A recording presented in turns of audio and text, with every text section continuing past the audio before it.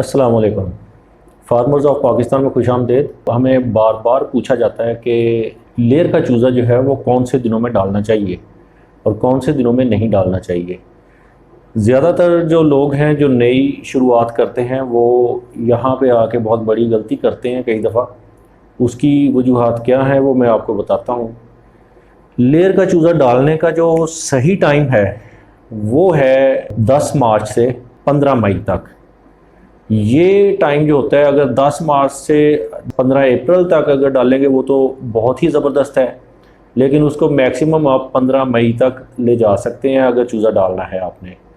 अगर आप 15 मई से आगे लेट करेंगे तो क्या प्रॉब्लम होंगे, और अगर इस दौरानिए से आगे पीछे किसी और टाइम में अगर आप डालते हैं तो वहाँ पे क्या नुकसानात होंगे वो मैं सारे आपके साथ डिस्कस करता हूँ। अभी मैं सब लोगों से रिक्वेस्ट करूँगा कि जिन लोगों ने इसको सब्सक्राइब नहीं किया चैनल को वो काइंडली सब्सक्राइब कर लें। फार्मर्स ऑफ पाकिस्तान से फेसबुक के ऊपर भी पेज है और यूट्यूब पे भी फार्मर्स ऑफ पाकिस्तान के नाम से है, तो इंशाल्लाह आपको जो इम्पोर्टेंट इंफॉर्मेशन है वो मैं आपको प्रोवाइड करता रहूँगा। लेयर का चूज़ा डालने का जो सही वक्त है वो असल में है 10 मार्च से ऑनवर्ड आप 15 मई तक चूज़ा प्लेस करें शेड में। उसकी वजह यह है कि इस मौसम में जो टेम्परेचर होता है एनवायरनमेंट का वो 100% बर्ड्स की हेल्थ और उनके बढ़ोतरी के लिए जो है वो बड़ा ज़बरदस्त होता है। ख़ास तौर पे अगर आप चूज़े के लिए अगर देखें तो चूज़े को जब हम शेड में मुंतकिल करते हैं एक दिन के चूज़े को, तो वहाँ पे 33-34 डिग्री सेंटीग्रेड जो है वो टेम्परेचर इन हाउस होना चाहिए। तो आप अगर गौर करें तो ये जो स्पेसिफिक टाइम मैं आपको बता रहा हूँ, इस टाइम के दौरान आम तौर पे जो आपका एम्बिएंट टेम्परेचर जो है वो तकरीबन यही चल रहा होता है। इस वक्त में चूज़ा डालने का बेनिफिट एक तो ये होता है कि आपको एक्स्ट्रा अखराजात नहीं करने पड़ते। मिसाल के तौर पर अगर आपने सर्दी में मतलब फरवरी में या जनवरी में चूज़ा डाला है या नवंबर, सर्दी के टाइम पे किसी भी टाइम पे जब सर्दी ज़्यादा है, जब एम्बिएंट टेम्परेचर आपका 34-35 से कम होता है, 33 से कम होता है, तो इन हाउस टेम्परेचर जो है वो कम होता है। इन हाउस टेम्परेचर जब कम होता है तो चूज़ा जो है वो सर्दी की वजह से उसमें बीमारियां पैदा होती हैं, उसमें मोर्टेलिटीज़ होती हैं, और चूज़े की जो बढ़ोतरी है उसका जो ग्रो करने का मतलब एक पीरियड होता है, उस पीरियड में वो बीमारियों से लड़ रहा होता है, जिस वजह से एक तो मोर्टेलिटी की वजह से नुकसान हो जाता है, और दूसरा प्रॉब्लम ये होता है कि उस चूज़े ने नेचुरली ग्रो करने के बाद जिस उम्र में जाके अंडे की प्रोडक्शन पे आना है, उस वक्त तक उसके पहुंचने तक उसके बॉडी वेट उसने उस हिसाब से गेन नहीं किया होता कि जिस हिसाब से वो नॉर्मल टेम्परेचर्स और नॉर्मल एनवायरनमेंट में वो बॉडी टेम्परेचर के साथ वो वेट गेन करता है। ये सबसे बड़ी वजह इसकी इसमें जो है वो यही है कि आपको जो एक्स्ट्रा अखराजात हैं वो आपके ख़त्म हो जाते हैं। आपको आम तौर पे जो सर्दी में चूज़ा डालते हैं वहाँ पे आप अगर गौर करें वहाँ पे उनको लकड़ी की भट्टियाँ लगानी पड़ती हैं अंदर टेम्परेचर पूरा करने के लिए, या वो गैस की भट्टियाँ जो हैं वो इस्तेमाल करते हैं, और या ब्रूडर इस्तेमाल करते हैं जो मतलब लकड़ी पे चलने वाले होते हैं। लेकिन उसमें आप अगर गौर करें कि जो कॉस्ट ऑफ प्रोडक्शन या कॉस्ट ऑफ रेयरिंग है चूज़े की वो बहुत ज़्यादा बढ़ जाती है, और उसी कॉस्ट की वजह से आपका एंड पे जाके जब चूज़ा मुर्गी की शक्ल में तैयार होता है और जब वो अंडे देने की पोजीशन पे पहुंचता है, वहाँ तक जब आप जाके कैलकुलेट करते हैं तो उसकी प्रोडक्शन लेवल पे आने तक जो कॉस्ट है वो बहुत ज़्यादा हाई हो चुकी होती है। तो डेफिनेटली इस बिज़नेस में आप जितने लो कॉस्ट में प्रोडक्ट को तैयार करेंगे और उसी हिसाब से ही आप प्रॉफिट गेन करेंगे। स्पेसिफिक टाइम वही है कि 10 मार्च से ऑनवर्ड आप 15 मई तक चूज़ा प्लेस करेंगे तो उस चूज़े की हेल्थ भी बहुत ज़बरदस्त रहेगी, उसका जो ग्रोथ है वो बहुत ज़बरदस्त रहेगी। उसकी वजह यह है कि अगर आप नेचर को देखें तो कुदरती तौर पर कुदरत ने जितने भी परिंदे हैं उनका जो ब्रीडिंग सीज़न है वो बेसिकली यही बनाया हुआ है। आप अगर गौर करें कि इन्हीं दिनों में परिंदे भी जो हैं वो अंडे देते हैं, उनके बच्चे निकलते हैं और फिर वो इसी मौसम में जो उनकी बढ़ोतरी होती है। इससे हट के अगर जब हम नेचर से हटते हैं तो क्या प्रॉब्लम आते हैं कि जैसे कि मैंने बताया कि सर्दियों में जो चूज़ा डाला जाता है उसमें जब लकड़ी वाली भट्टियाँ या गैस वाली भट्टियाँ या जो ब्रूडर वगैरह चलाया जाता है और शेड को मुकम्मल सील किया जाता है, तो उस केस में क्या होता है कि नंबर एक तो ये है कि उस शेड के अंदर गैसेस पैदा होती हैं। नंबर दो ये है कि ऑक्सीजन लेवल जो है वो 100% नेचुरल नहीं होता। और नंबर तीन ये है कि आपकी कॉस्ट जो है वो एक्स्ट्रा में उसके ऊपर चल रही होती है। और जब टेम्परेचर में अगर मिसाल के तौर पे आपने 24 घंटे में 23 घंटे उसको एक कांस्टेंट टेम्परेचर दिया है, लेकिन बीच में 1 घंटा ऐसा आ गया कि जहाँ पे आपने गफलत की है, तो उस 1 घंटे में अगर चूज़े को सर्दी लग गई है तो वो उसमें भी प्रॉब्लम आ जाती है। तो कॉन्स्टेंटली टेम्परेचर को 100% मेंटेन रखना वो काफ़ी प्रॉब्लम होता है चूज़े की रेयरिंग में जब हम सर्दी में चूज़ा डालते हैं। उसके अलावा से जो मसला आता है सर्दी में कि चूँकि अंदर नमी का लेवल ज़्यादा होता है, वेंटिलेशन चूँकि प्रॉपर होती नहीं है, सिर्फ उसको बंद किया होता है टेम्परेचर को रिटेन रखने के लिए, तो उसकी वजह से क्या होता है कि नीचे जो चूज़े का मेन्योर या नीचे जो तो या बरादा जो डाला होता है वो भी गीला होकर उसकी पपड़ियाँ जम जाती हैं, वो जम जाता है। उसकी वजह से चूज़े में नीचे नमी आ जाती है बहुत ज़्यादा, और उसकी वजह से क्या होता है कि चूज़े में कॉक्सी के या दूसरे जो मसाइल हैं वो पैदा होना शुरू हो जाते हैं, क्योंकि नीचे मेन्योर की वजह से, गीले मेन्योर की वजह से ना वो ठीक से बैठ सकता है, ना वो ठीक से चल फिर सकता है, और उसके पाँव जो हैं वो गीले रहते हैं, वो उसको हल्की हल्की ठंडक उसके पाँव के रास्ते से उसकी बॉडी में जाती रहती है। सर्दी से मतलब सर्दी में चूज़ा डालने वाले लोग जो हैं वो उनकी अगर आप एट द एंड जब जाके आप प्रोडक्शन के उम्र देखें या उसकी आप बर्ड की हेल्थ को अगर आप एनालाइज करें तो उसमें काफ़ी सारे मसाइल होते हैं। सारे चूज़े एक जैसे वेट, सारी मुर्गी जो है वो एक जैसे वेट में नहीं होती है, और सारी मुर्गी जो है वो उस टाइम पे अंडे पे नहीं आती है जिस टाइम पे, जिस उम्र में उसको नेचुरली आ जाना चाहिए, वो कुछ लेट हो जाती है। इसी तरह के मसाइल अगर हम देखें कि जो 15 मई से ऑनवर्ड आगे चलते हैं, वहाँ पे जाकर जो चूज़ा डालते हैं उसमें मसला क्या आता है कि उसमें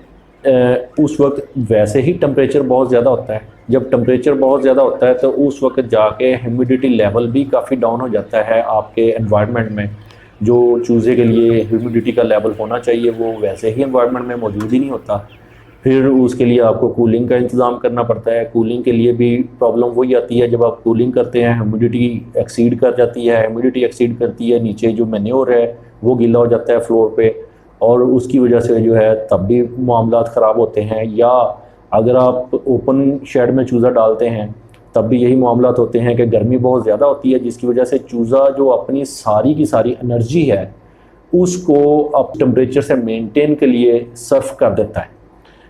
तो जब वो अपनी एनर्जी को, अपनी बॉडी को मेंटेन के लिए सर्व करता है तो उसकी ग्रोथ फिर उसी हिसाब से वो ज़्यादा उस अच्छे अंदाज में नहीं होती है। वहाँ पे भी यही मसाइल आते हैं, जब गर्मी ज़्यादा होगी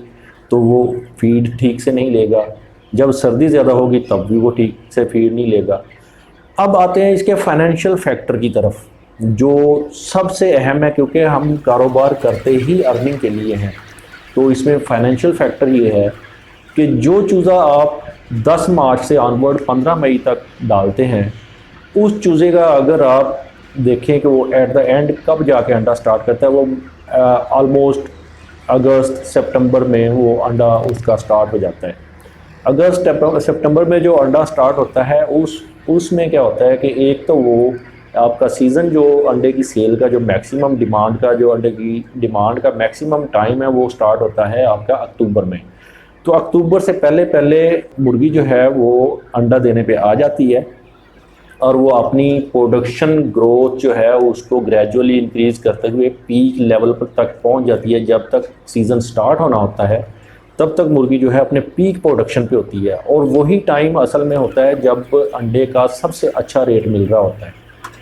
तो उसमें एक तो ये होता है कि चूँकि अगस्त में सितंबर में जब मुर्गी अंडा देना स्टार्ट करती है तो उस वक्त स्टार्ट में जो अंडे का वेट है वो कम होता है। स्टार्ट में अंडे का वेट कम होने की वजह से क्या होता है कि आपको अंडा थोड़ा सा सस्ता मार्केट में सेल करना पड़ता है। लेकिन जब आप सीज़न में एंटर होते हैं तो आप पीक प्रोडक्शन के साथ, अच्छे अंडे के साइज़ के साथ बहुत अच्छे रेट को एंजॉय करते हैं। जबकि अगर आप उन मुर्गी वालों को देखें जो 15 मई से बाद जो चूज़ा डालते हैं, या जो जुलाई, अगस्त, सितंबर, इवन नवंबर में भी लोग डालने चले जाते हैं चूज़ा, जो कि अपना सरासर नुकसान करते हैं। वहाँ पे क्या होता है कि उनका एक तो वो उनकी चूज़े की ग्रोथ उस रेट से नहीं हुई होती कि जिस लेवल पे जो अप्रैल और मार्च वाला चूज़ा ग्रो कर रहा होता है, उस लेवल से उसकी ग्रोथ नहीं हुई होती गर्मी की वजह से। दूसरा मसला कहता है कि चूँकि वो सीज़न के बिल्कुल करीब जाके, मतलब वो अक्टूबर अक्टूबर और नवंबर में वो अंडा स्टार्ट करता है, तो जब सब आपका जो सीज़न है मैक्सिमम एग सेलिंग का, वो तो अक्टूबर से स्टार्ट हो चुका होता है, लेकिन तब वहाँ पे आपकी मुर्गी जस्ट अंडा स्टार्ट कर रही होती है। जब वो अंडा स्टार्ट कर रही होती है, डेफिनेटली वही बात कि वो उसके अंडे का साइज़ छोटा होता है। बेशक मार्केट का रेट बहुत अच्छा चल रहा हो, लेकिन आपके पास मुर्गी का जो अंडा होता है उसका साइज़ छोटा होने की वजह से फुल रेट पे वो अंडा सेल नहीं होता, जिसकी वजह से फाइनेंशियली जो एक सीज़न का बहुत अच्छा टाइम होता है, उस टाइम में आप लो रेट पे अंडा सेल कर रहे होते हैं, जबकि आपकी कॉस्ट जो होती है वो उस पे मुर्गी पे ऑलरेडी उतनी ही आ चुकी होती है जितनी के मार्च अप्रैल वाले में होती है, बल्कि थोड़ी सी ज़्यादा ही होती है। तो कहने का मकसद ये है कि फाइनेंशियली ये बहुत बड़ा फैक्टर है कि जब आप लेट चूज़ा डालेंगे तो वो लेट जाके प्रोडक्शन स्टार्ट करेगा। जब वो लेट प्रोडक्शन स्टार्ट करेगा, आधा सीज़न तो वैसे ही गुजर जाएगा। वो टाइम कि जब आपने अर्निंग करनी है, वो आधा टाइम आप वैसे ही गुजार देते हैं, जिसमें जस्ट आप छोटे अंडे को सेल करते हुए कम रेट पे आप बेच देते हैं। और जब जाके उस मुर्गी के अंडे का साइज़ पूरा होता है, तब आधा सीज़न बाकी बचा होता है कि जहाँ पे जाकर आपको सही अर्निंग होती है। और मुर्गी की पीक प्रोडक्शन जो है, आपको पता है कि वो तकरीबन 23 हफ्ते पे जाके 23 हफ्ते पे जब मुर्गी पहुँचती है, 23 हफ्ते की उम्र में, तब वो मुर्गी जो है वो अपनी पीक प्रोडक्शन पे होती है मैक्सिमम। लेकिन जो एग वेट है वो तकरीबन 25 से 26 हफ्ते में जाके एग वेट उसका एक स्टैंडर्ड साइज़ पे, पूरे साइज़ पे पहुंचता है, जहां पे आप उसको मैक्सिमम अवेलेबल रेट पे सेल कर सकते हैं।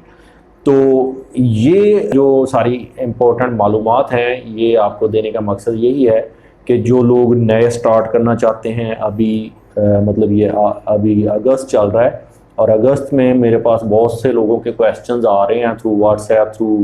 यूट्यूब मैसेजेस और कई दूसरी जगहों से भी, कि जनाब हम चूज़ा ख़रीदना चाहते हैं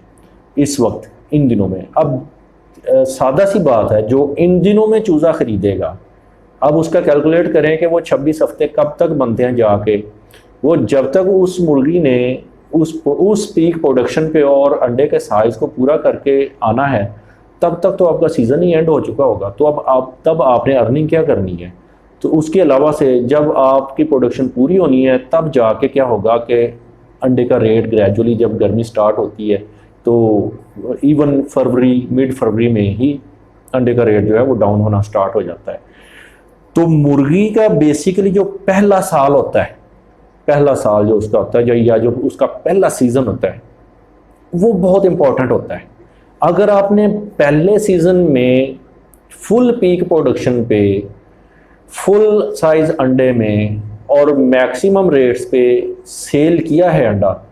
तो आपको मुर्गी पे लगाई गई जो रकम है वो बहुत हद तक वापस आ चुकी होती है। लेकिन अगर आप उस चांस को मिस कर देते हैं, तो क्या होता है कि आप फिर अगले सीज़न का इंतज़ार करते हैं। लेकिन जब अगले सीज़न तक मुर्गी पहुंचती है, उस वक्त तक उसकी उम्र वो हो चुकी होती है कि जिसमें वो ग्रेजुअली अपनी प्रोडक्शन कम करते करते नीचे आ चुकी होती है। उसकी वजह से क्या होता है कि आपकी कॉस्ट ऑफ प्रोडक्शन, क्योंकि फीड तो वो उतनी ही खा रही है और मेडिसिन वगैरह आपको उसके लिए ज़्यादा यूज़ करनी पड़ रही हैं, फीड भी डेफिनेटली वो 100-105 ग्राम तक भी खाती है मुर्गी। तो क्या होता है कि आप अगले सीज़न में पहुँचते पहुँचते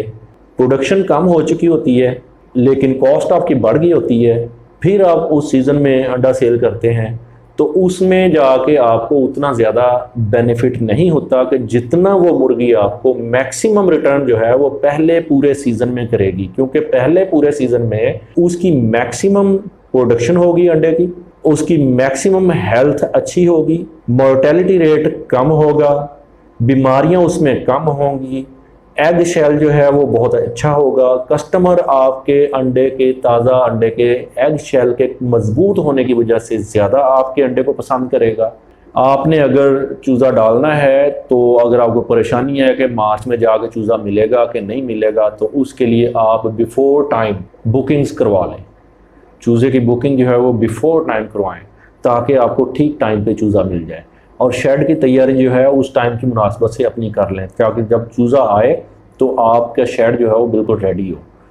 फिर कंक्लूड करते हुए मैं आपको ये एक बात समझा दूं, ये फाइनेंशियल मैटर्स जो हैं वो लेयर पोल्ट्री में बहुत ज़्यादा अहमियत रखते हैं। अगर आप फाइनेंशियली चीज़ों को नहीं देखेंगे तो इसमें लॉस करेंगे, क्योंकि अब जो कमर्शियल फार्मिंग है वो बहुत कम्प्लेक्स हो चुकी है। अब कमर्शियल फार्मिंग पहले वाली नहीं है कि जैसे पहले हुआ करता था। अब कमर्शियल फार्मिंग में आपको एक एक रुपए का हिसाब करना पड़ता है और कॉस्ट ऑफ प्रोडक्शन को मैक्सिमम लेवल तक कम रखते हुए आपने मैक्सिमम प्रोडक्शन को लेना है ताकि आपकी अर्निंग अच्छी रहे। ये जनाब सारी मालूमात थी। तो एंड पे मैं सब लोगों से रिक्वेस्ट करूंगा कि जिन लोगों ने इसको सब्सक्राइब नहीं किया चैनल को, वो काइंडली सब्सक्राइब कर लें। फार्मर्स ऑफ पाकिस्तान से फेसबुक के ऊपर भी पेज है और यूट्यूब पे भी फार्मर्स ऑफ पाकिस्तान के नाम से है। Thank you very much.